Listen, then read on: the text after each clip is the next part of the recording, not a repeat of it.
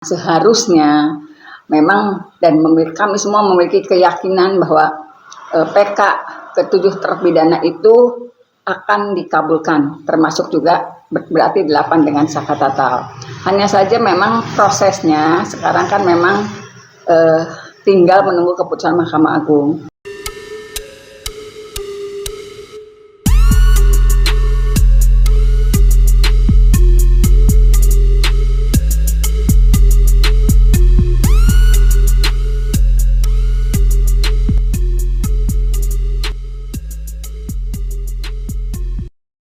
Bismillahirrahmanirrahim. Assalamualaikum warahmatullahi wabarakatuh. Selamat berjumpa lagi dengan Didi dari channel yang secara konsisten menyuguhkan berita-berita yang faktual dan berintegritas. Pemirsa, malam ini kembali saya hadir bersama Saku Sakatata dan Sudirman Ibu Yanti SMH. Assalamualaikum Ibu Didi. Waalaikumsalam. Selamat malam. Malam. Sehat kan Ibu? Alhamdulillah sehat. Ibu, saya ingin konfirmasi ini bagian dari pertanyaan para netizen yang masuk ke akun saya atau yang lewat DM, yang dia mempertanyakan sejauh mana sih perkembangan dari proses putusan MA terkait dengan 8 terpidana kasus Bina Cirebon. Ya, sampai sekarang memang tim pengacara dari saka tatal maupun ke-7 terpidana belum mendapatkan informasi mengenai putusan Mahkamah Agung. Tetapi seperti yang disampaikan oleh Pak Jutek Pungso selaku kuasa hukum ke-7 terpidana, seharusnya memang kami semua memiliki keyakinan bahwa PK ke-7 terpidana itu akan dikabulkan, termasuk juga berarti 8 dengan saka tatal. Hanya saja memang prosesnya sekarang kan memang tinggal menunggu keputusan Mahkamah Agung. Tetapi apalagi kalau dilihat dari sidang PK ya, kan itu jelas-jelas banyak bukti dan kesaksian, terutama bukti-bukti yang dikeluarkan oleh tim mengenai ekstraksi handphone. Itu sudah jelas-jelas memang pada pukul 22.14 masih ada bukti percakapan antara Widi dengan Mega dan Vina yang kami sih, apalagi saya dari 2016 punya keyakinan itu kecelakaan lalu lintas. Kemudian juga kesaksian-kesaksian lain yang jelas-jelas menyatakan itu kecelakaan. Kalaupun masih ada yang menyaksikan, saya rasa menyaksikannya di mana gitu. Karena yang saya tahu di 2016 ada pertanyaan kenapa baru hadir saksi sekarang. 2016 itu kami sangat kesulitan mencari saksi. Sangat kesulitan. Saya tahu betul di 2016 itu sebetulnya di belakang showroom yang katanya merupakan TKP sesuai dengan dakwaan bahwa terjadi ruda paksa di situ, terjadi pembunuhan di situ, Eki ditusuk dengan samurai panjang dan pendek di belakang showroom itu sebetulnya pada tanggal 27 Agustus 2016 kami tuh mendapatkan informasi pengacara yang ada yang pegang perkara itu di 2016 mendapatkan informasi sebetulnya di showroom itu ada yang tidur, ada penjaga malamnya, tetapi memang tidak pernah mendengar apa-apa. Namun sayangnya di 2016 itu tidak seorang pun yang mau dijadikan saksi. Kesulitannya di situ. Jadi kalau ada pertanyaan kenapa baru sekarang kami begitu kesulitannya mencari saksi. Dan kalaupun saksi itu mau bersaksi pada akhirnya mohon maaf seperti Kahfi dan Pasren memberi kesaksian yang justru memberatkan. Dan kami meyakini betul saat itu Pasren dan Kahfi itu tidak dalam kondisi yang bicara dengan benar gitu. Dan seperti kan terjadi dengan saksi-saksi lainnya, ada Teguh, ada siapa.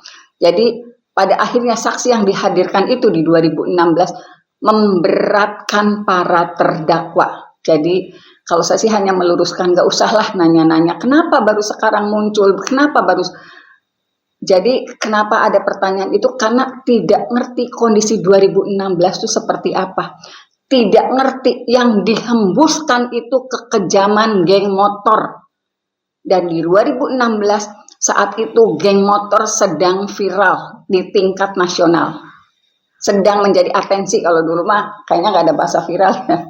Sedang menjadi atensi di tingkat nasional. Bahkan ada instruksi Kapolri itu tembak di tempat bagi pelaku geng motor. Akibatnya apa?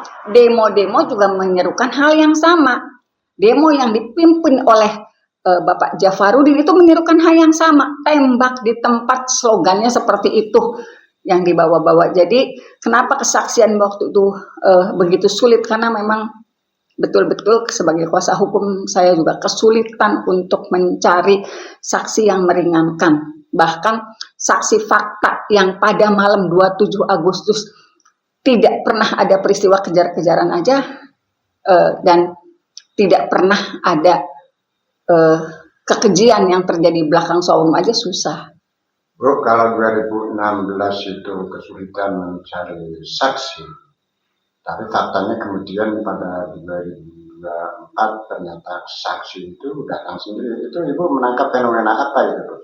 Sebetulnya saya sih tidak melihat itu datang sendiri. Artinya gini, pada saat viral di 2024 setelah kasus adanya film, kemudian saya diminta diskursus untuk podcast di sana, dan saya menyatakan ada hal yang luar biasa di 2016, saya menganggap itu ada rekayasa. Setelah itu barangkali netizen hafal, saya dibully habis-habisan. Pada saat dibully itulah Pak Didi Mulyadi datang ke rumah saya. Sebetulnya saya juga kaget karena waktu itu di rumah tuh kondisinya lagi banyak wartawan, ada wartawan TV One, kalau nggak salah ada Mas Abraham juga, Abraham Silaban ada di rumah saat itu. Kemudian tiba-tiba Pak Didi telepon, Ibu Titin ada di rumah, 1 jam lagi saya akan sampai ke rumah Ibu. Itu. Kemudian Pak Didi datang, saya menyatakan, Pak, lagi banyak wartawan Pak di rumah gitu. Cuman waktu itu Pak Didi menyatakan, saya tunggu sebentar. Saya bilang, Pak, biasanya wartawan sampai sore loh di sini. Akhirnya walaupun kedatangan Pak Didi tidak sengaja juga diliput oleh wartawan yang saat itu ada di rumah, dari situlah Pak Didi mulai menelusuri. Kebetulan pada saat Pak Didi datang ke rumah, Saka dengan keluarga Sudirman itu sedang tidur di rumah. Karena apa? Sedang viral waktu itu. Kemudian juga ada beberapa anggota kepolisian yang datang ke rumah Saka, kemudian datang juga ke rumah Sudirman. Mereka ketakutan. Itulah sebabnya mereka tidur di rumah. Kebetulan pada saat tidur di rumah Pak Didi nelfon. Akhirnya Pak Didi bertemulah dengan Saka, dengan Sudirman. Nah, dari situ Pak Didi punya keyakinan. Dari situ pula lah Pak Didi kemudian menelusuri, merekonstruksi kembali apa yang terjadi di 2016. Datang ke teman-temannya Saka, kemudian juga Pak Didi melihat, karena yang waktu pertama kali ditemukan Pak Didi di rumah saya adalah Saka dan keluarganya Sudirman. Dan ketika bertemu dengan ayah Sudirman, Pak Didi punya keyakinan ini kayaknya pernyataan orang tuanya betul. Walaupun pada akhirnya penelusuran Pak Didi itu mengungkapkan saksi-saksi yang lain yang mau bersaksi.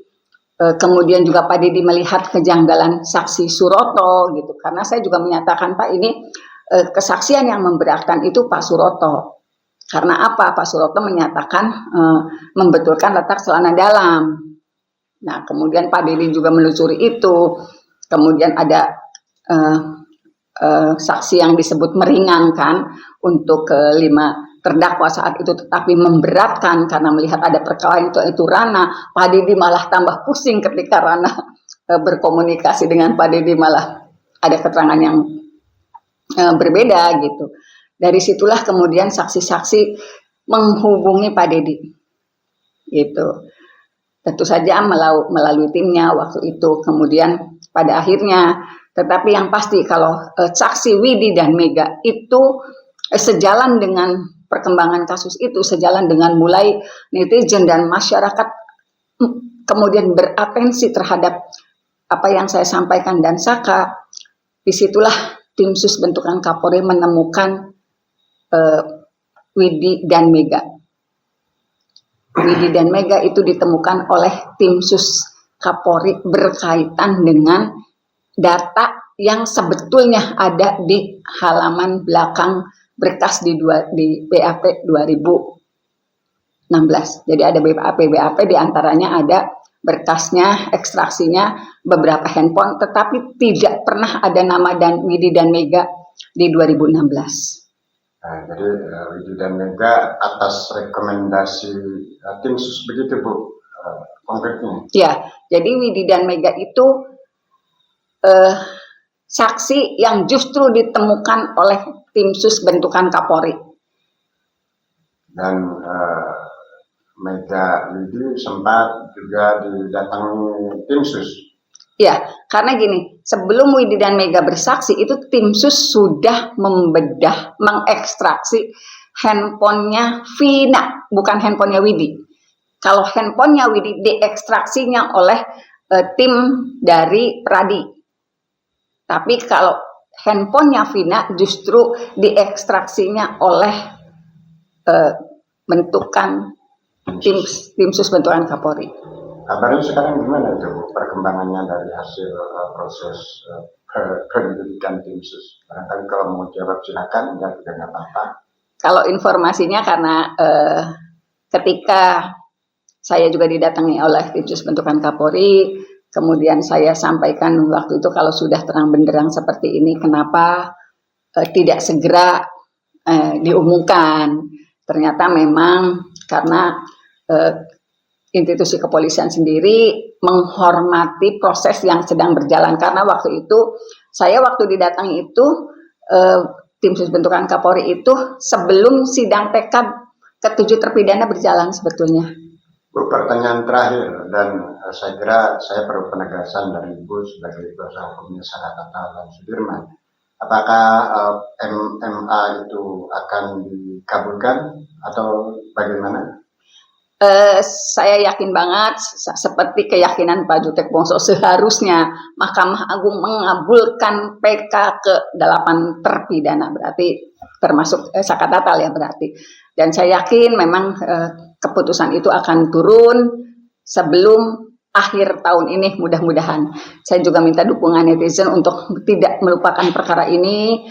Mudah-mudahan 7 terpidana yang saat ini masih di dalam bisa pulang sebelum akhir tahun ini.